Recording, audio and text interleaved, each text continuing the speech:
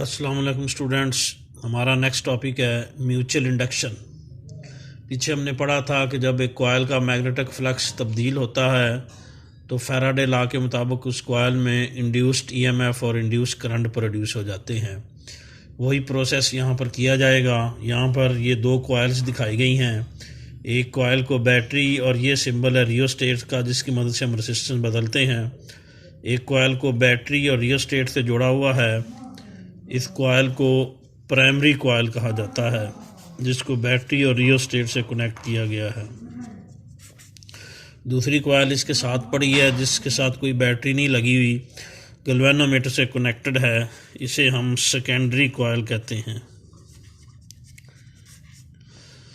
तो primary coils को हम बैटरी से जोड़ते हैं जिससे इसमें करंट गुजरता है। करंट की वजह से ये कॉयल मैग्नेट बन जाती है। हमने इलेक्ट्रोमैग्नेटिज्म वाले चैप्टर में पढ़ा था। इसकी मैग्नेटिक फील्ड लाइंस होती हैं जिनकी डायरेक्शन राइट हैंड रूल से निकल सकती है। फ़र्ज़ करें इस तरह इनमें करंट फ्लो कर रहा हो तो इनकी मैग्नेटिक फील्ड लाइंस की डायरेक्शन राइट हैंड रूल से निकलेगी। उंगलियां यूं करके करंट की डायरेक्शन में घुमाएंगे। अंगूठा मैग्नेटिक फील्ड लाइंस की डायरेक्शन शो करेगा। अंगूठा इधर जा रहा है जैसे सोलिनॉइड में था।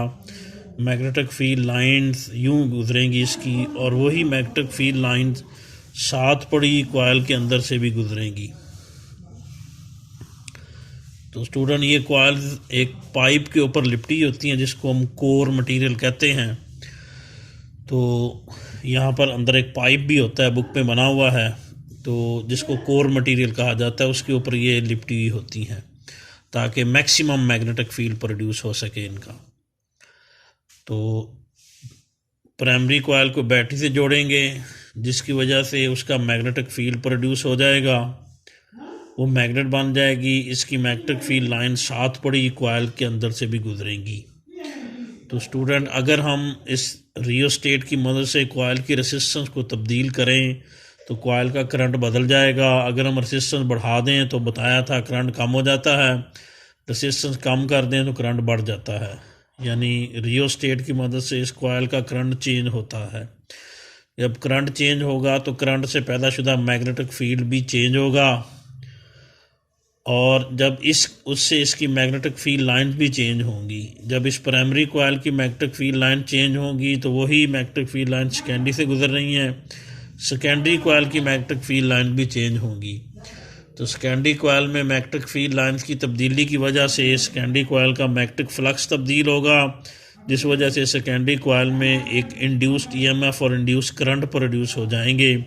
गैल्वेनोमीटर में डिफ्लेक्शन होगी जो शो करेगी कि इसमें इंड्यूस करंट प्रोड्यूस हो चुका है। तो यानी जब हम इस प्राइमरी कॉयल का रियोस्टेट की मदद से रेजिस्टेंस कम कर देंगे तो करंट बढ़ जाएगा। प्राइमरी कॉयल की मैग्नेटिक फील्ड लाइन बढ़ जाएंगी। वही फील्ड लाइन सेकेंडरी से गुजर रही हैं। सेकेंडरी की फील्ड लाइन भी बढ़ जाएंगी। सेकेंडरी का फ्लक्स बढ़ जाएगा। फ्लक्स की तब्दीली की वजह से सेकेंडरी कॉयल में एक इंड्यूस्ड करंट और इंड्यूस्ड ईएमएफ प्रोड्यूस हो जाएंगे। इसके बरक्स जब हम प्राइमरी की रेजिस्टेंस बढ़ा देंगे इसका करंट कम हो जाएगा। तो प्राइमरी कॉयल का जब करंट कम होगा तो इसका मैग्नेटिक फील्ड भी वीक हो जाएगा, यानी मैग्नेटिक फील्ड लाइंस कम हो जाएंगी। यही फील्ड लाइन सेकेंडरी कॉयल से गुजर रही है। सेकेंडरी कॉयल की मैग्नेटिक फील्ड लाइंस भी कम हो जाएंगी, यानी सेकेंडरी कॉयल का मैग्नेटिक फ्लक्स कम हो जाएगा। कम होना भी चेंज होना होता है, तो चेंज होने की वजह से इस सूरत में भी इसमें इंड्यूस करंट और इंड्यूस्ड ईएमएफ बन जाएंगे। तो वो प्रोसेस जिसमें प्राइमरी कॉयल में करंट की तब्दीली से सेकेंडरी कॉयल में इंड्यूस्ड ईएमएफ प्रोड्यूस हो जाए, इंड्यूस करंट प्रोड्यूस हो जाए, उसे म्यूचुअल इंडक्शन कहते हैं। The process in which changing current in one coil induces an EMF in another coil is called mutual induction. Induces का मतलब पैदा करना। बार बार बताया कि प्राइमरी कॉयल का हम करंट बदलेंगे जिससे प्राइमरी कॉयल की मैग्नेटिक फील्ड लाइन बदल जाएंगी। वही फील्ड लाइन सेकेंडरी से गुजर रही हैं। सेकेंडरी कॉयल की फील्ड लाइन भी बदल जाएंगी। सेकेंडरी का मैग्नेटिक फ्लक्स चेंज होगा जिससे सेकेंडरी कॉयल में इंड्यूस्ड ईएमएफ बन जाएगा। उसका रिलेशन हम डिराइव करना चाहते हैं। तो स्टूडेंट, उसके लिए हम जो है वो लेंज़ेस लॉ यूज़ करेंगे। जो लेंज़ेस लॉ डायरेक्शन के लिए यूज़ किया जाएगा और फैराडे लॉ यूज़ किया जाएगा इंड्यूस्ड ईएमएफ मालूम करने के लिए। तो induced EMF in secondary coil में जो इंड्यूस्ड ईएमएफ प्रोड्यूस होगी ये इस तरह फैराडे लॉ के तहत निकाली जा सकती है। एन एस का मतलब number of turn in secondary coil, phi S का मतलब flux in secondary coil, E S का मतलब induced EMF in secondary coil. ये फैराडे लॉ की मैथमेटिकल फॉर्म हमने पीछे पढ़ी थी।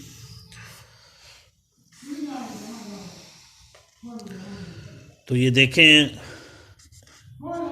इसका फार्मूला बनाने के लिए इंड्यूस्ड ईएमएफ का हम ये देखेंगे कि ये जो प्राइमरी कॉइल में मैग्नेटिक फील्ड क्यों प्रोड्यूस हो रहा है, उसके करंट की वजह से। जितना ज़्यादा करंट होगा उतना ज़्यादा प्राइमरी कॉइल का मैग्नेटिक फील्ड होगा, उतना ज़्यादा फिर प्राइमरी कॉइल की मैग्नेटिक फील्ड लाइंस होंगी। जब प्राइमरी की मैग्नेटिक फील्ड लाइन ज़्यादा होंगी तो वही फील्ड लाइन सेकेंडरी से गुजरनी है, सेकेंडरी की मैग्नेटिक फील्ड लाइंस भी ज़्यादा होंगी। तो इनडायरेक्टली हम यूँ लिख सकते हैं as flux in the secondary coil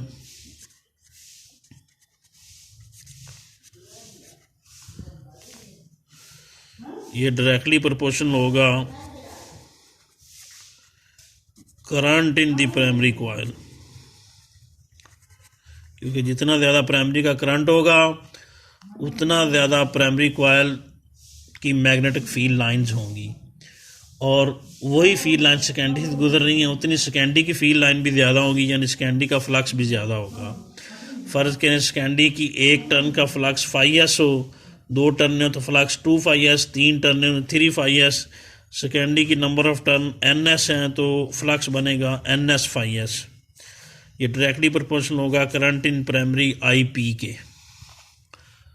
तो प्रोपोर्शनैलिटी को हम इक्वलिटी में कन्वर्ट करेंगे, एक कांस्टेंट यहाँ पर m लगेगा, m is called mutual inductance of the coil. m को हम म्यूचुअल इंडक्टेंस कहते हैं। आपकी बुक में बताया हुआ है कि m की वैल्यू का इन्हिसार इन दोनों कॉइल्स के दरमियान वाले डिस्टेंस पर भी होता है। डिस्टेंस कम होगा तो म्यूचुअल इंडक्टेंस ज़्यादा होगी। कॉइल की नंबर ऑफ़ टर्न्स पर भी होता है, नंबर ऑफ़ टर्न ज़्यादा होंगी तो उससे भी म्यूचुअल इंडक्टेंस ज़्यादा होगी। और साथ में उस कोर मटेरियल पर भी होता है जिसके ऊपर ये कॉइल लिपटी हुई हैं, जिस पाइप के ऊपर। अगर वो आयरन वगैरह का बना हुआ जो अच्छा फेरोमैग्नेटिक मटेरियल है, फेरोमैग्नेटिक मटेरियल अगले चैप्टर में उसकी तफसील आएगी, तो अच्छा फेरोमैग्नेटिक मटेरियल अगर हो तो फिर म्यूचुअल इंडक्टेंस ज़्यादा होती है। तो ये एन एस फाई एस की वैल्यू हमने निकाल ली। अब हम फैराडे लॉ यूज़ करेंगे म्यूचुअल इंडक्शन की वजह से जो इंड्यूस्ड ईएमएफ बन रही है उसकी वैल्यू निकालने के लिए।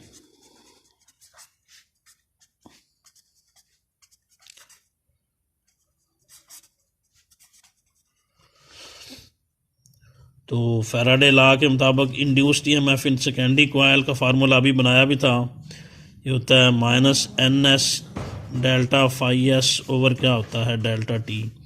इसको ज़रा रीअरेंज कर दें, डेल्टा को पहले लिख दें, ये होगा N S phi S over क्या होगा डेल्टा टी।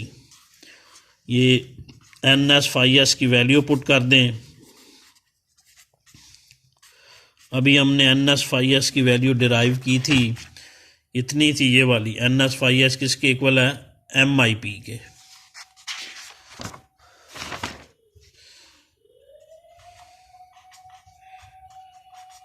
ये इधर पुट करेंगे,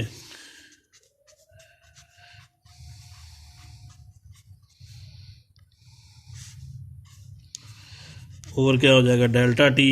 एम एक कांस्टेंट है, उसको पहले भी लिख सकते हैं, ये बन जाएगा M delta I P over क्या होगा delta T. This is the relation for induced EMF produce in secondary coil due to mutual induction.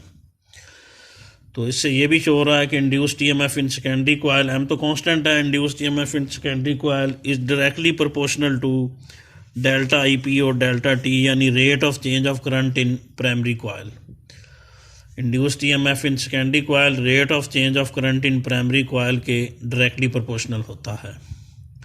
और ये हमने पढ़ा भी था, क्योंकि प्राइमरी कॉइल के करंट तब्दील करने की वजह से ही सेकेंडरी कॉइल में इंड्यूस्ड ईएमएफ बन रही है। अगर प्राइमरी कॉइल का करंट हम ज़्यादा चेंज करेंगे, प्राइमरी का फ्लक्स भी ज़्यादा चेंज होगा, वही फ्लक्स सेकेंडरी से गुजर रहा है तो सेकेंडरी का फ्लक्स भी ज़्यादा चेंज होगा और ज़्यादा उसमें इंड्यूस्ड ईएमएफ प्रोड्यूस होगी। तो ये दोनों डायरेक्टली प्रोपोर्शनल होती हैं। माइनस का साइन लेंज़ेस लॉ को शो कर रहा है।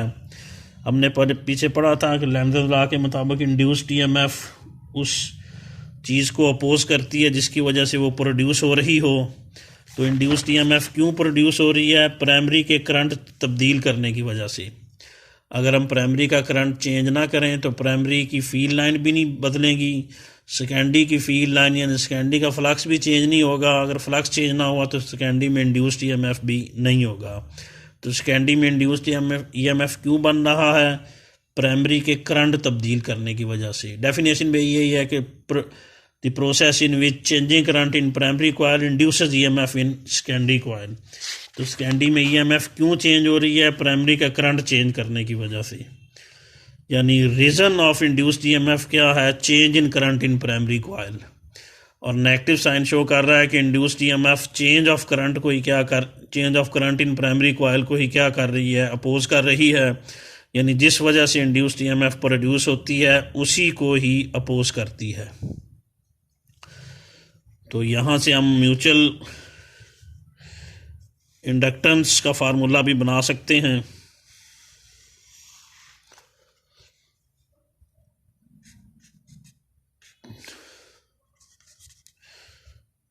Delta I P O delta T इधर आकर क्या करेगा? डिवाइड करेगा।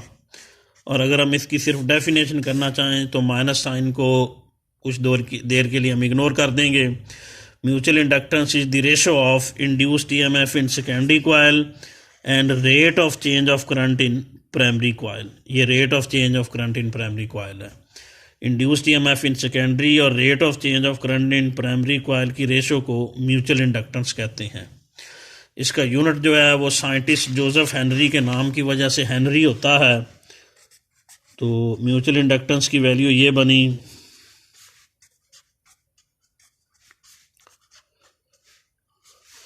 हेनरी की डेफिनेशन भी हम कर सकते हैं। ईएमएफ का यूनिट क्या होता है? वोल्ट। डेल्टा आई पी का यूनिट एम्पेयर।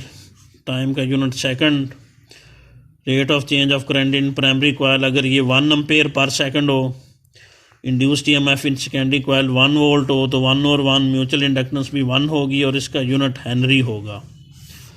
तो अगर प्राइमरी कॉइल में हम 1 एम्पेयर पर सेकंड के लिहाज से करंट चेंज करें, सेकेंडरी कॉइल में 1 वोल्ट की ईएमएफ पैदा हो जाए तो उन कॉइल्स की म्यूचुअल इंडक्टेंस 1 हेनरी होगी। If current changing at the rate of 1 ampere per second in primary coil produces an EMF of 1 volt in secondary coil, then mutual inductance will be 1 Henry। अगर primary coil में हम 1 ampere per second के लिहाज से current change करें, secondary coil में 1 volt की EMF पैदा हो जाए तो उन कॉइल्स की म्यूचुअल इंडक्टेंस 1 हेनरी होगी। और ये भी याद रखें कि ये हेनरी जो है सेकंड दूसरे बटे में ऊपर जाकर मल्टीप्लाई करेगा, नीचे एम्पेयर रह गया, ए की पावर +1 ऊपर जाकर -1 Henry volt second per ampere के बराबर होता है।